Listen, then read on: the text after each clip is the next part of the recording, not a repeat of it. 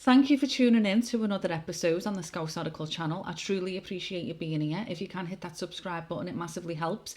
I am going to dive right into it like always. I know there's a lot going on, but I have got contracts to share with you. And I do want to take a moment to say thank you so much for everyone who's been supporting and everyone who hyped the last video, because I received a notification, which is great, to say that it was hashtag number 45 in the entire UK, which is brilliant given the information that we're trying to get out there. So the UK Ministry of Justice have signed an enterprise AI contract with OpenAI, which is a US technology company. Now, this agreement was signed on behalf of the Secretary of State for Justice. It is an enterprise service agreement, so it's not a small pilot, it's not a sandbox, it's not a trial. And the initial license value is 850,000 for the first year, with the potential value to move to 6.7 million once the scale and extensions are included. So this is what matters, this contract allows AI services to be integrated into the Ministry of Justice systems via APIs. Now, this is procurement, it's not my opinion. This is real systems, real workflows, real data, and I'll put all my links here in the description. And so some of you might be wondering why the justice contract appears under a health framework, because when you look at it, it'll say health. Now, that's because the Ministry of Justice, they haven't procured this through a justice-specific framework. And if you've been following me, you'll see where I've been digging, the petition that we've got going. So this is all very much on my radar. And they use the Health Trust Europe Enterprise ICT framework. So that was originally designed for NHS and health procurement, and they've repurposed it for justice. So, well, why does that matter? Well, it lowers visibility, and I am all about that transparency. And in my opinion, people aren't looking at scanning health frameworks to see what's happening inside of courts, are they? To see what's happening inside of prisons. You wouldn't necessarily go to that to find out what's going on within justice. And now here's the part for me when I was reading through the document. Throughout the contract, there are repeated references to a Table A. So the contract is stating, and very clearly, that Table A is an integral part of the agreement. So you're like, okay. So Table A is supposed to define what personal data is being processed, what categorizes of data are being involved, the purpose of the processing, what data is sensitive or, special, which systems the AI connects to, and whether data is transferred internationally. And I'll also get to something in a minute. But so here's the issue. So Table A, which they reference, basically everything, the risks, telling the public what it's going to do, it's missing. There's no Table A. It's not attached, it's not redacted. Listen, I have double checked. It's not summarised anywhere. It's simply not there. So the public cannot see, again, how this AI is being used inside our justice system, because the document that defines it is absent.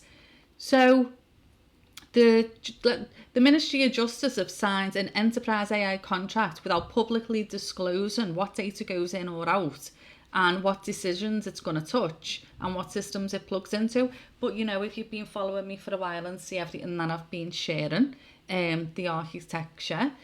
So we don't know the case records, sentencing support tools, risk assessments, probation systems, all of it. And it's not because we've missed anything now, they're simply just not showing it. So this is a US-based AI company allowing the use of sub-processors, allowing international data transfers under contractual clauses. It's put a cap on liability and it's allowing service suspension under certain conditions. So that means that a US technology company is contractually embedded into the digital operations of the UK justice system. And you didn't hear that from me, you heard it from all the evidence that I've labelled out there for you. And not physically, not politically, digitally, contractually, operationally, and it's not conspiracy, it's procurement. And we know the Ministry of Justice isn't a neutral department. And AI in this context, is it about convenience? Because AI is going to influence how information is processed inside the justice system, and the public is not able to see. So transparency isn't meant to be optional in a democracy.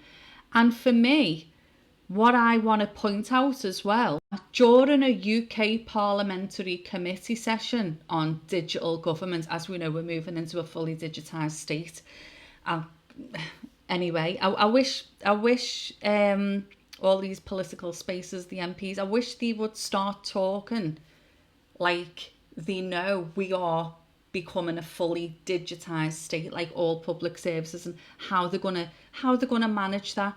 But anyway, as I was saying, which I'll link this in the description.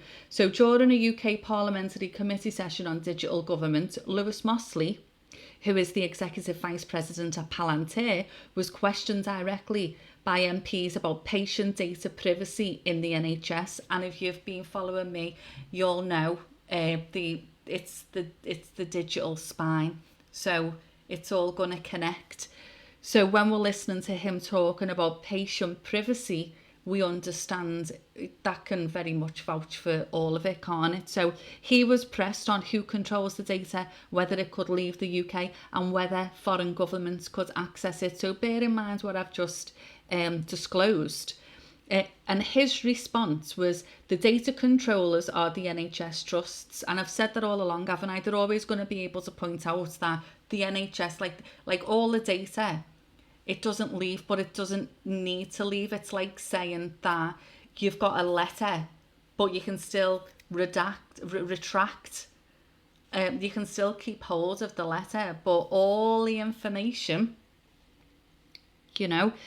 So his response was that the data controllers are within the NHS Trust, and that each have their own instance of software, and they control who has access and what data is integrated, and they enforce the data protection policies they deem appropriate.